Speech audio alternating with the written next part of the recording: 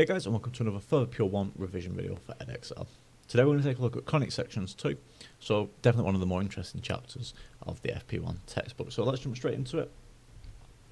We've got a question on an ellipse here. So the first part is asks us to find the eccentricity, and then the second part here we're finding an equation of the tangent. So the eccentricity is just a formula that you're given in the formula book, so you don't have to worry about memorising the formulas and such.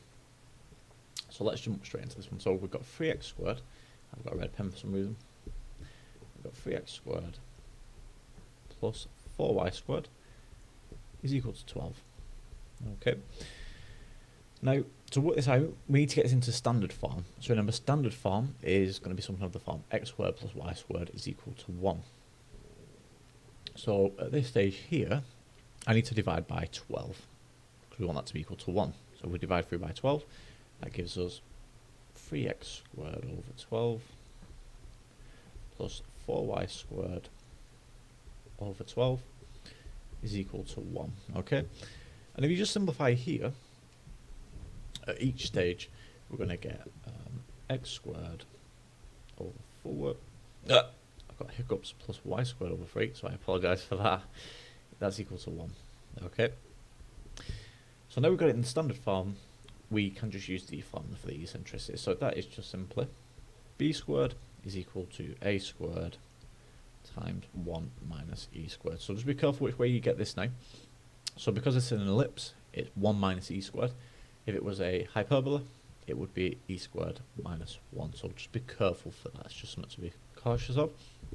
So for this question, a squared, that's actually 4 here, and your b squared is this here, that's actually 3. So therefore, just substituting now, this is 3 equals 4 lots of 1 minus e squared, and we just need to solve this here. So 4 minus 4e squared is equal to 3. So in that case, taking this across and then subtracting 3 off both sides, we get 4e squared is equal to 1. So therefore, e squared is equal to a quarter. And then if we take the square root here of both sides, we get e equals 1 over 2 here. So it's the square root of a quarter, which gives you a half. Okay, so that gives us our answer for the eccentricity for part A. And then part B, a little bit of a long one, so we just clear all this just so we can do it. We need to find the equation of the tangent. So just like we would do with conic sections 1, when we're finding equations of tangents and normals, a good place to start is by differentiation. So we've got this equation, 3x squared plus 4y squared equals 12. Now, to differentiate this, we're going to basically just differentiate implicitly with respect to x. So differentiate implicitly.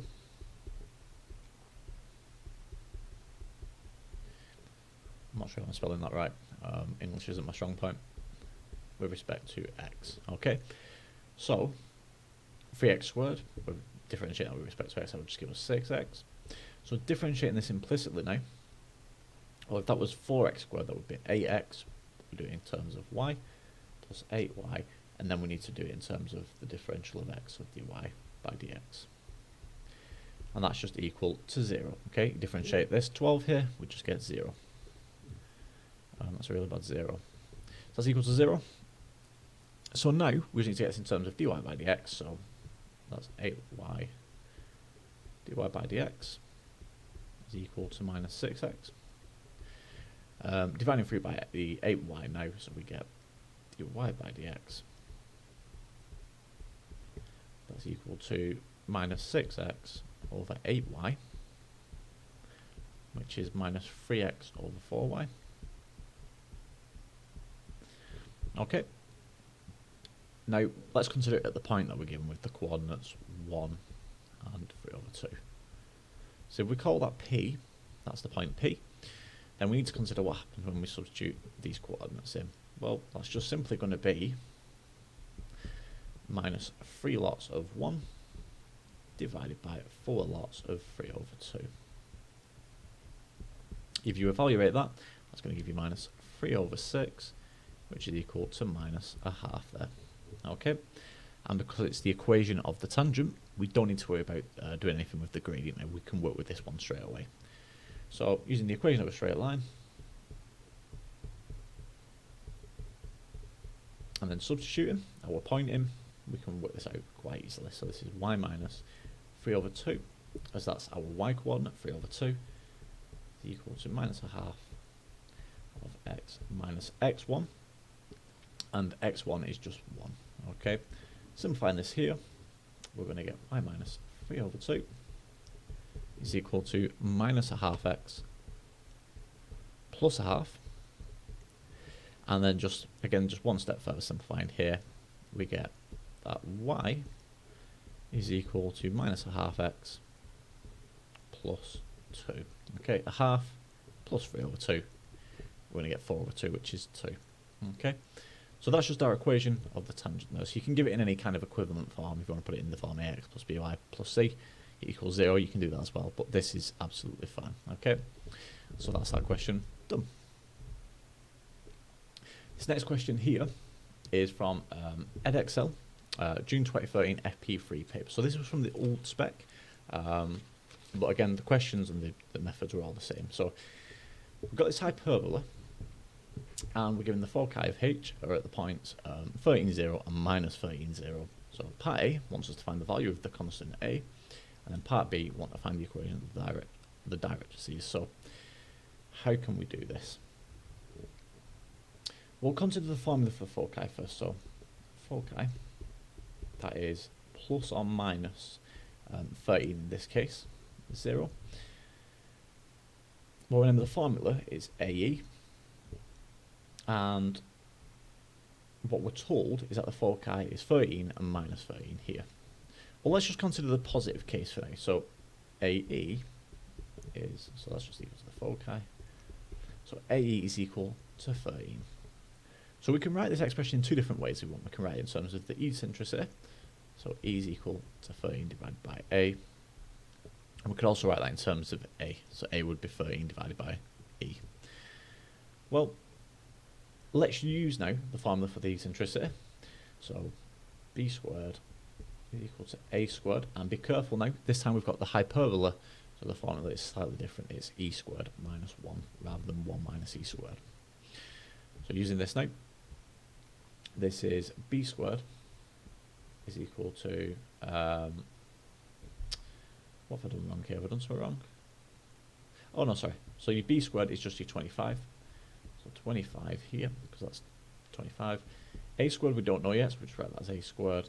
And this is 169. Because this is E squared, so square this, you get 13 squared, 169, divided by A squared, minus 1. Okay. If we simplify this now and just solve for A, we've done the question. Or we've done part A anyway, so let's just do that. So 25 is equal to, multiplying this out, the A squareds will just cancel. So you're going to get 169 minus A squared.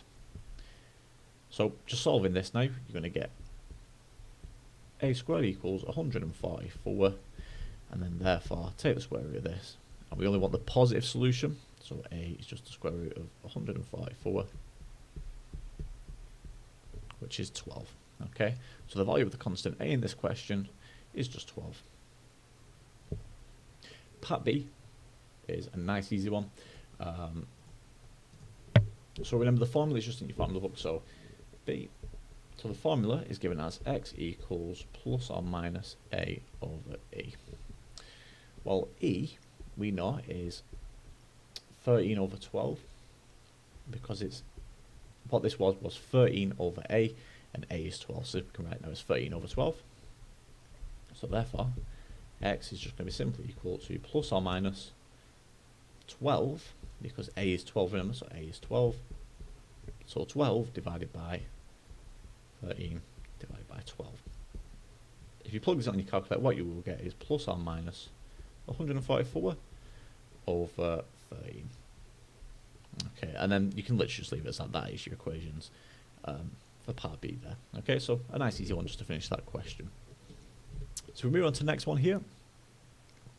We have kind of a proof style question here. So we're given the point P, which lies on the ellipse, and we're given the equation of the ellipse, and we're given 2 points here. So the 2 points are minus 3 root 3, 0, and then 3 root 3, 0 as well. So that should kind of jump out at you straight away as being something kind of special. I mean, the first thing we can do is we can write this in standard form. So dividing through by 36, because it has to be equal to 1. So that's x squared over 36 plus y squared over 9 is equal to 1 now. Okay, so we've got it in standard form. What can we do here now? Well, what I'm going to do is I'm just going to write down my a squared, that's 36. So a is 6. B squared is 9. So then b is just the square root of that, which is 3. Now, the eccentricity, at this point, let's just put the eccentricity out. We've got enough information to do that. So, eccentricity, that's going to be equal to b squared, so that's 9, is equal to a squared, which is 36 lots of 1 minus e squared. Okay, solving this now, I'm going to get 9 equals 36 minus 36 e squared. And just solving this here, what would we get? We'd get 36 e squared. That's equal to 27. So therefore e squared is equal to 27 divided by 36, which is 3 over 4. And then therefore if we take the square root of this, so just write that on a new line, e is equal to the square root of 3 over 4, which we can write as the square root of 3 over 2. Okay, so hopefully this is all pretty standard. So we've got the eccentricity now, that's square root of 3 over 2. Now, the other point that I was pointing out before is that these two coordinates here should kind of jump out as you being a little bit special. And the reason for that is they're actually the foci, because notice they are plus or minus. Now, we don't actually know if they're definitely the foci yet, but we can prove that. So, if you do a times e, so ae, what would we get? Well, a is 6. So if you do 6 times e, which is root 3 over 2. Okay, I'll use multiplication symbol instead. This would be 6 divided by 2, which is 3, so we get 3 root 3 there. And that's the good news, because remember the formula for the foci is plus or minus a 0, which in our case is the exact same as what we're given here. So now we actually have the foci, so this is plus or minus 3 root 3. So they're the foci of the ellipse.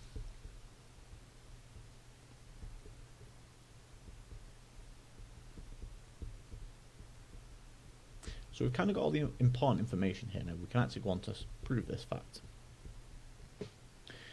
So to do that, what we're just going to do here is use the focus and directrix definitions. So this is something you should be aware of because they do come in very handy. So now we're going to use focus and directrix definitions.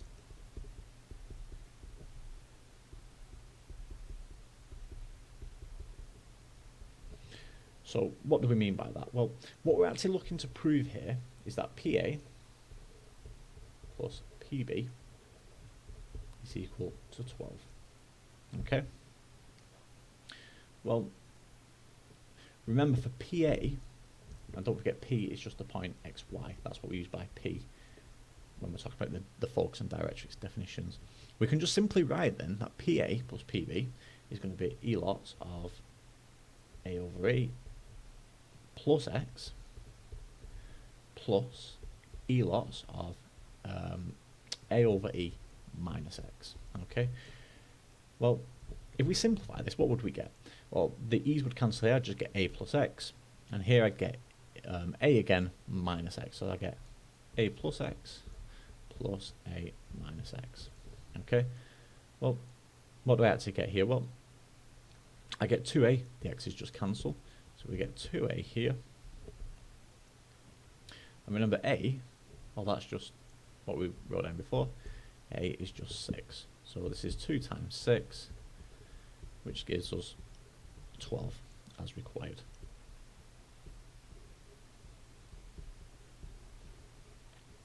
And there we have it. So we've proven that PA plus PB is equal to 12. But you have to be aware of the focus and directrix definitions, because this is what this is denoting here. Okay, so that's just something you need to be kind of aware of. So this is where we used the definitions here. Okay, so if that question wasn't too bad, let's take a look at the next one. So the next question here, well, we've got hyperbola, and then later in the question we're given an ellipse. So let's have a go at doing part A first. So if we do it up here, so part A, we just want to find the value of the eccentricity of h. Well, we know b squared in this case is 4. Well, a squared is 16. B squared is 4. If we do it alphabetically. So using the formula now for the value of the eccentricity, that's b squared is equal to a squared times e squared minus 1, because it's a hyperbola. So that's 4, which is equal to 16 lots of e squared minus 1. Solving this now, so I get 4 is equal to 16e squared minus 16. So therefore 16e squared is equal to 20. Dividing through by 16 on both sides, I get e squared is equal to 5 over 4. And then if we take the square root here, that would be the square root of 5 divided by the square root of 4, which is 2. So we get the square root of 5 divided by 2. So that's just the eccentricity. Part A is just done there. For part B, we want to find the distance between the foci of h. So let's just use the formula first for the foci. So that's plus or minus AE 0. Well, for our question, that would be plus or minus 4, because that's what A is, times E, which is this here. So 4 times square root of 5 divided by 2. My x coordinate here. And if you simplify that, 4 divided by 2 is 2, so we get 2 root 5. 2 root 5. And now if you consider what we actually just have to do here, it's rather simple. We just need to add these foci up. So, but be careful, we don't add 2 root 5 plus negative 2 root 5. We just take both positive here. So therefore, the distance between foci is just simply equal to 2 root 5 plus 2 root 5. Okay, and nice easy, just simplify that. That'd be 4 root 5 there. Okay, so it's just the sum of the two foci, or the absolute of the negative solution there, to give us part B.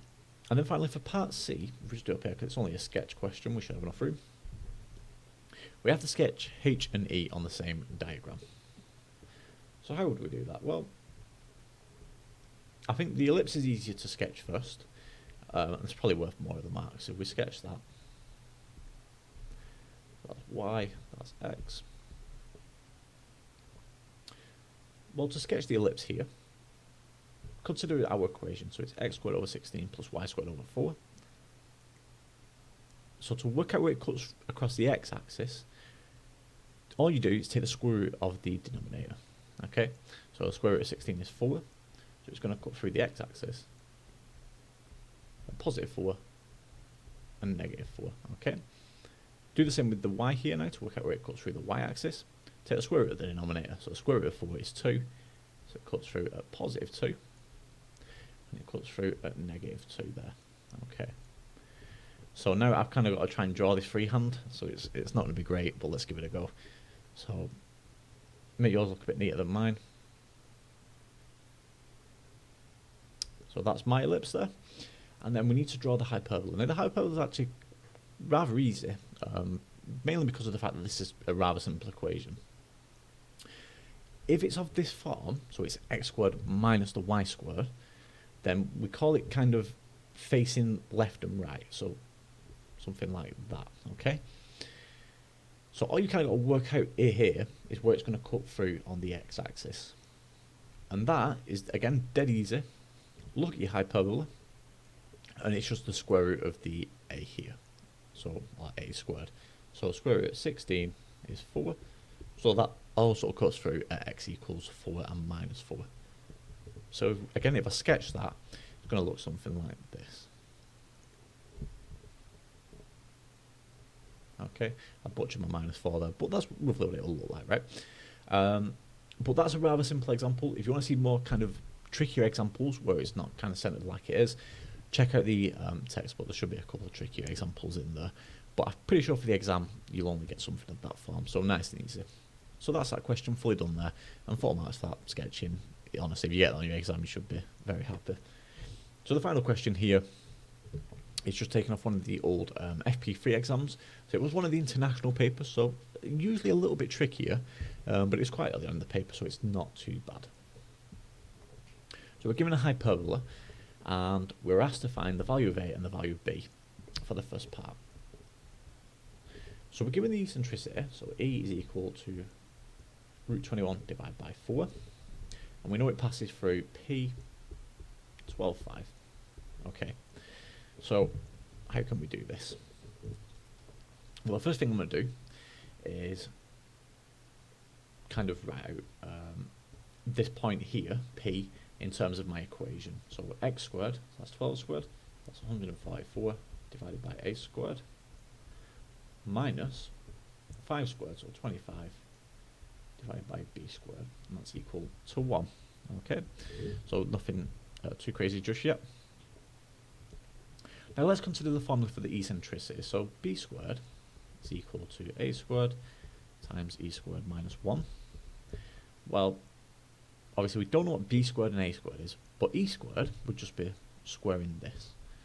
So we can write that out as b squared equals a squared multiplied by 21, because if you square the square root of 21 you get 21, divided by 16, okay, minus 1.